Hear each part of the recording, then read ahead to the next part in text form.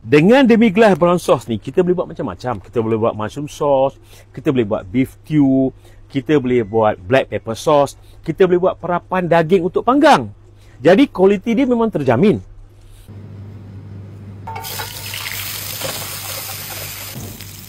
Okay, saya nak buat bancuan brown sauce. Senang aja. Kita masuk satu sudu makan bersama satu cawan air. Kita just bancur macam ni. Okay, dengan brown sauce demi-glace ni, saya nak buat spicy meat sauce. Okay, saya masukkan bawang putih, bawang merah, tomato, daun bay leaf, parsley, brunoise carrot and mixed herb.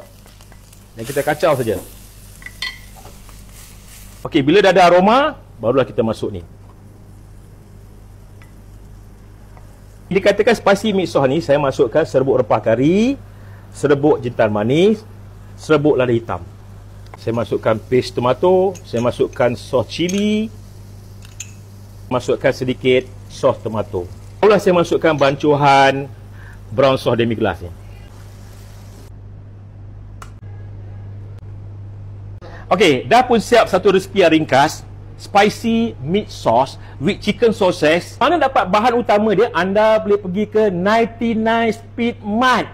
Beli produk brown sauce demi-glace ataupun just klik link di bio, dapat lokasi kat mana terletaknya 99 Speed Mart. Selamat mencuba!